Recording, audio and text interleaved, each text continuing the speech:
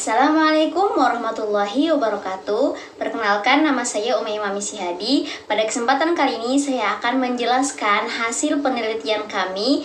Penelitian yang sudah kami lakukan dengan judul Evaluasi Program Tahfiz Al-Quran di MAN 1 Ambon. Untuk penjelasan berikutnya, nonton sampai selesai. Pertama, metode penelitian yang kami gunakan untuk meneliti evaluasi program Tahfiz Al-Quran di MAN 1 Ambon ini dengan menggunakan metode kualitatif, yaitu dengan wawancara mendalam serta dokumentasi. Nah, untuk populasi yang kami ambil yaitu dari seluruh peserta didik yang mengikuti program Tahfiz Al-Quran, sedangkan sampelnya kami ambil dari beberapa peserta didik yang mengikuti program tersebut.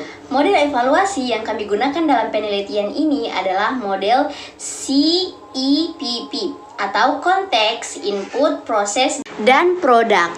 Pertama, model ini dia dikembangkan oleh Daniel Stufleben, yang dimana model ini merupakan model yang paling sering digunakan oleh para evaluator karena model ini dia memuat seluruh aspek-aspek evaluasi secara lengkap. Kemudian saya akan menjelaskan latar belakang kenapa program Tahfiz Al-Quran di MAN Ambon ini diadakan.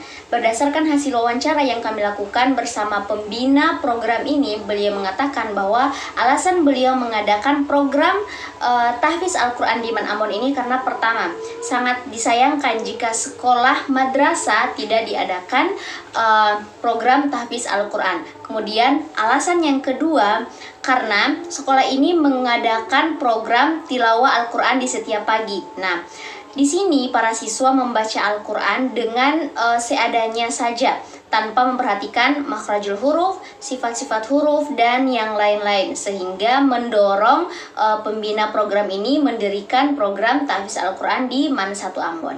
Berdasarkan hasil penelitian yang telah kami lakukan, saya akan menjabarkan hasil yang kami dapatkan dari wawancara dan dokumentasi dengan penjabaran dari model CIPP.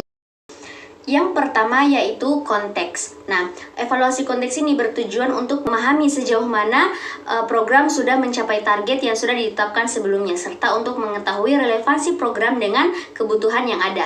Nah, berdasarkan hasil yang kami dapatkan dari wawancara serta dokumentasi di MAN 1 Ambon, program ini dia sudah mencapai tujuan yang sudah ditetapkan sebelumnya. Karena kenapa? Sebagian besar siswa yang masuk pada program Tahfiz Al-Quran ini selalu mengikuti wisuda di akhir semester. Nah, ini berarti siswa telah memenuhi kriteria-kriteria yang sudah ditetapkan untuk mengikuti wisuda. Otomatis di sini mereka sudah mencapai tujuan yang seharusnya, makanya mereka bisa lulus dalam mengikuti wisuda. Nah, persyaratan untuk mengikuti wisuda Al-Quran dalam program tahfiz ini yaitu mereka harus menguasai tajwid dan juga hafalannya harus sudah minimal 3 juz. Nah, maka dari itu program Tahfiz Al-Quran ini dianggap sudah mencapai tujuan yang sudah ditetapkan di awal tadi. Yang kedua yaitu input. Input ini bertujuan untuk mengidentifikasi sumber daya, sistem serta strategi yang digunakan selama keberlangsungan program. Nah, untuk sumber daya yang kami dapatkan di program menghafal Tahfiz Al-Quran di MAN 1 Ambon ini, untuk SDM memang masih sangat dibutuhkan, terutama untuk pembimbing. Nah, karena peserta didik yang mengikuti program Tahfiz Al-Quran ini cukup banyak, diperkirakan kurang lebih 100 orang, dan hanya dihandle atau diatasi, dibimbing oleh 1 orang pembimbing saja. Maka untuk itu masih dibutuhkan pembimbing tambahan. Kemudian dari segi fasilitas, untuk gedung, peserta didik yang mengikuti program Tahfiz Al-Quran ini masih menyetorkan hafalannya di gedung perpustakaan. Nah, maka dari itu diperlukan penambahan fasilitas atau gedung khusus untuk menghafal Al-Quran agar peserta didik bisa nyaman menghafal Al-Quran, tidak mengganggu ataupun siswa lain yang mau mengambil buku di perpustakaan tidak mengganggu mereka untuk murojaah atau menghafal Al-Quran. Kemudian tambahan lainnya itu fasilitas Al-Quran. Nah, fasilitas Al-Quran dari sekolah langsung, karena mungkin dengan adanya tambahan fasilitas Al-Quran, siswa bisa lebih semangat dalam menghafal Al-Quran. Kemudiannya yaitu tentang manajemen waktu. Kenapa manajemen waktu masuk dalam input ini?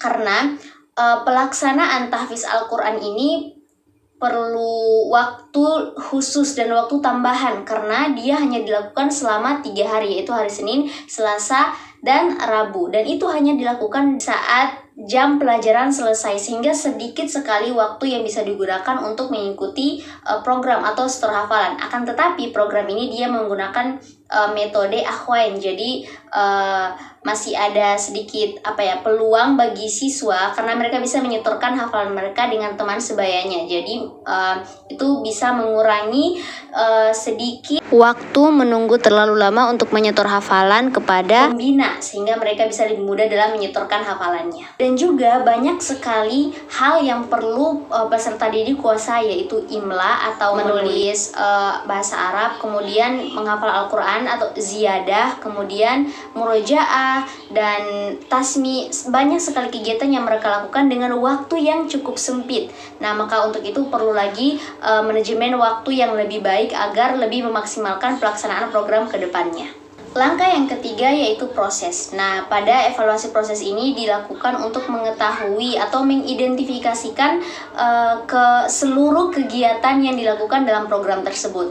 Nah, untuk program hafalan Al-Quran ini ada 7 kegiatan yang dilakukan, diantaranya yaitu ziyadah atau tambahan hafalan, murojaah mengulang hafalan, kemudian imla menulis bahasa Arab, serta pelatihan MC, sholawat, dan lain-lain. Kemudian ada tasmi' dan juga ada camping Al-Quran, dan yang terakhir yaitu tahsin. Terakhir yaitu produk. Produk itu merupakan hasil akhir atau hasil belajar siswa selama mengikuti program tahfiz Al-Quran ini. Nah, berdasarkan hasil yang kami dapatkan, untuk hasil siswa memang bagus sekali yang mereka dapatkan, karena berdasarkan hasil wawancara ada beberapa siswa yang kami wawancarai, hafalan awalnya pertama pasti punya hafalan 1 juz. Nah, tapi setelah mengikuti program ini mereka bisa menghafal 2 sampai 3 juz, sehingga hafalan mereka itu bertambah. Kemudian di akhir semester, karena mereka